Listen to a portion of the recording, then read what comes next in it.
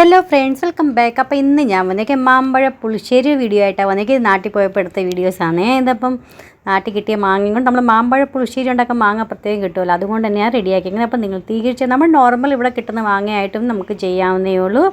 ഞാൻ എപ്പോഴും ഇവിടെ ഉള്ളപ്പോഴാണെങ്കിൽ നമുക്ക് ഇവിടുത്തെ കിട്ടുന്ന മാങ്ങ കൊണ്ട് ചെയ്യാൻ പറ്റത്തേ ഉള്ളല്ലോ. അപ്പോൾ പിന്നെ ഇപ്പോൾ നാട്ടിൽ പോയതുകൊണ്ട് അതുകൊണ്ട് ഇങ്ങനെ ഉണ്ടാക്കിയാന്നേ ഉള്ളൂ. അപ്പോൾ അറിയാത്തവർക്ക് വേണ്ടിയാണേ ഇടുന്നത്, അറിയുന്നവരെല്ലാവരും ഒന്ന് ക്ഷമിക്കണേ. അപ്പോൾ നമുക്ക് വീഡിയോയിലേക്ക് പോയാലോ. ഏറ്റവും അതേ മാമ്പഴം പുളിശ്ശേരി ഉണ്ടാക്കാൻ മാങ്ങ എടുത്തിട്ടുണ്ട്, അത് തീർച്ചയായിട്ടും വേണമല്ലോ, മസ്റ്റായിട്ട്. അപ്പോൾ ഇതുപോലെയൊക്കെ തൊലി കളഞ്ഞ് നമുക്ക് ക്ലീൻ ചെയ്ത് ഒരു 6 or 7 നമുക്ക് എടുക്കാം. വലിയ മാങ്ങ നമ്മുടെ ഇവിടെ കിട്ടുന്നതാണെങ്കിൽ പീസായിട്ട് മുറിച്ചിട്ട് നമുക്കാണെങ്കിൽ ഇങ്ങനെ എടുത്താൽ മതി കേട്ടോ. അങ്ങനെ ചെയ്താൽ മതി. ഇപ്പോൾ ഇത്രയധികം മാങ്ങ നമുക്ക് ഇടാൻ പറ്റത്തില്ലല്ലോ, വലിയ കിട്ടുന്ന അങ്ങനെ നമ്മുടെ ചെറുത് കിട്ടത്തില്ല, അതുകൊണ്ടാണ് പറഞ്ഞത് കേട്ടോ. അപ്പോൾ അതിനകത്താണെങ്കിൽ 1 കപ്പ് വെള്ളം ഒഴിച്ച് കൊടുത്തിട്ടുണ്ട്, 1/4 ടീസ്പൂൺ മഞ്ഞൾപ്പൊടി, 1/2 ടീസ്പൂൺ മുളക് പൊടി, ടേസ്റ്റിനനുസരിച്ച്, അല്ലെങ്കിൽ ഒരു 1/2 ടീസ്പൂൺ നമുക്ക് ഉപ്പിട്ട് കൊടുക്കാം. ലാസ്റ്റ് ഇപ്പോൾ നോക്കിയിട്ട് നമുക്ക് എക്സ്ട്രാ വേണമെങ്കിൽ ഇട്ട് കൊടുത്താൽ മതി. ഇനി നമുക്കത് നന്നായിട്ടൊന്ന് വേവുന്ന ഒരു 10-15 മിനിറ്റത്തേക്ക് മീഡിയം ഫ്ലെയിമിൽ വെച്ച് കൊടുക്കാം. ഇടയ്ക്ക് ഒന്നുകൊണ്ട് പെട്ടെന്ന് ഇളക്കി കൊടുക്കണേ. ഇനിയാണ് ഞാനാണെങ്കിൽ ഒരു 1/2 കപ്പ് തേങ്ങ ചെറുകിയത് എടുത്തിട്ടുണ്ട്. പിന്നെ ചെറിയുള്ളി 3-4 ഒരു 3-4 പച്ചമുളകും. നമുക്ക് എത്ര എരിവ് കഴിക്കാൻ താല്പര്യമാണെന്ന് വെച്ചാൽ അതനുസരിച്ച് വേണേ ഇട്ട് കൊടുക്കാനായിട്ട്. എന്ന് വെച്ചാൽ ഇതിനകത്ത് മുളക് പൊടി നമ്മൾ അധികം എക്സ്ട്രാ ആഡ് ചെയ്തിട്ടില്ലല്ലോ, കുറച്ചായിട്ട് ഇട്ടിട്ടേ ഉള്ളൂ, അതുകൊണ്ടാണ് പറഞ്ഞത്. പച്ചമുളക് എരിവേ കിട്ടത്തേ ഉള്ളൂ. ഇനി നമുക്ക് ആദ്യത്തെ 1/4 ടീസ്പൂൺ മഞ്ഞൾപ്പൊടി, പിന്നെ 1/2 ടീസ്പൂൺ ചെറിയ ജീരകം ഇട്ടിട്ട് ഒരു 1/2 കപ്പ് വെള്ളം ഒഴിച്ച് നന്നായിട്ട് ഫൈൻ സ്മൂത്ത് പേസ്റ്റ് നമുക്ക് റെഡിയാക്കിയെടുക്കാം. മാങ്ങ അത് ഇതുപോലെ ഇളക്കി ഇടയ്ക്കൊക്കെ ഒന്ന് ഇളക്കി കൊടുക്കണേ, അല്ലെങ്കിൽ പിന്നെ അടുക്കി പിടിക്കാൻ ചാൻസ് കൂടുതലാണ് കേട്ടോ, അതുകൊണ്ടാണ് പറഞ്ഞത്. ഇതുപോലെയൊക്കെ ഒന്ന് തിക്കായി വരുമ്പം നമ്മൾ അരച്ച് വെച്ചിരിക്കുന്നില്ലേ, തേങ്ങയൊക്കെ അരച്ച് വെച്ചേക്കാം, അതിനകത്തോട്ട് ഇട്ട് കൊടുക്കാം. ഇനി നമുക്കാണെങ്കിൽ ഒരു തള വരുന്നവരെ നമുക്കൊന്ന് വെയിറ്റ് ചെയ്യാം.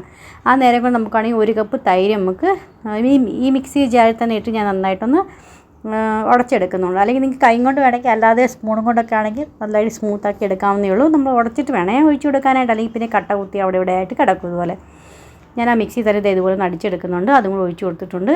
നമുക്കാണെങ്കിൽ തേങ്ങയൊക്കെ നമ്മൾ അരച്ച് ചേർത്തേക്കുന്നില്ല, അപ്പോൾ തണുത്ത് കഴിയുമ്പോൾ ഇച്ചിരി കൂടി തിക്കാവും കേട്ടോ. അപ്പോൾ ഞാനാണെങ്കിൽ കുറച്ച് വെള്ളം അതിനകത്ത് ഒഴിച്ച് കൊടുക്കുന്നുണ്ട്. ഒരു 1/4 കപ്പ് വെള്ളം ഞാൻ ഒഴിച്ച് കൊടുത്തിട്ടുണ്ട്.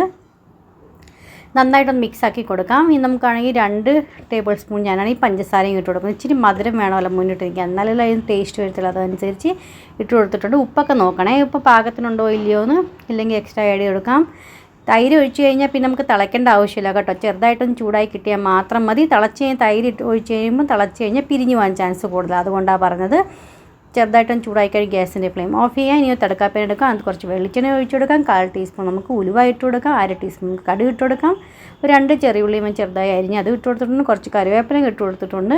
ഇതെല്ലാം ഇട്ട് നന്നായിട്ടൊന്ന് വഴണ്ട് വരുന്ന കഴിയുമ്പോൾ ഒരു 1/4 ടീസ്പൂൺ കായപ്പൊടിയും ഇട്ട് കൊടുക്കുന്നുണ്ട്. അപ്പോൾ ഈ തടുക്കാൻ നമുക്കാണെങ്കിൽ നമ്മുടെ മാമ്പഴ പുളിശ്ശേരിക്കകത്തോട്ട് ഒഴിച്ചു കൊടുക്കാവുന്നേ ഉള്ളൂ. ഇനി കുറച്ച് നേരത്തേക്ക് അടച്ച് നമുക്കൊന്ന് റെസ്റ്റ് ചെയ്യാൻ വയ്ക്കാം. അതിന് ശേഷം നമുക്കൊരു ചോറിൻ്റെ കൂടെ നമുക്ക് സെർവ് ചെയ്യാവുന്നേ ഉള്ളൂ. അപ്പോൾ നമ്മുടെ മാമ്പഴ പുളിശ്ശേരി റെഡി ആയിട്ടുണ്ട്. അറിയാത്തവരൊക്കെ എല്ലാവരും ഒന്ന് ട്രൈ ചെയ്ത് നോക്കണം. ട്രൈ ചെയ്ത് നോക്കിയിട്ട് എങ്ങനെ ഇഷ്ടപ്പെട്ടോ ഇല്ലയെന്ന് എന്നോട് പറയണം. പിന്നെ ഇഷ്ടപ്പെടുവാണെങ്കിൽ പറയുന്ന കൂട്ട് ലൈക്ക് ചെയ്യാനും ഷെയർ ചെയ്യാനും സബ്സ്ക്രൈബ് ചെയ്യാനും മറന്നുപോലെ. ഫുള്ളായിട്ട് വീഡിയോസൊക്കെ കണ്ട് ഇഷ്ടപ്പെടുവാണെങ്കിൽ അഭിപ്രായം പറയണം. പിന്നെ ഒരു ലൈക്ക്, നിങ്ങൾ വീഡിയോസൊക്കെ ഫുള്ളായിട്ട് ലൈക്ക് ചെയ്യാൻ മറന്നു പോകും കേട്ടോ, അങ്ങനെ ചെയ്യില്ലേ. പ്ലീസ് ലൈക്ക് ചെയ്ത് സപ്പോർട്ട് ചെയ്യുക. നെക്സ്റ്റ് ഒരു വീഡിയോ ആയിട്ട് വീണ്ടും കാണാം. Bye friends, thanks for watching and take care.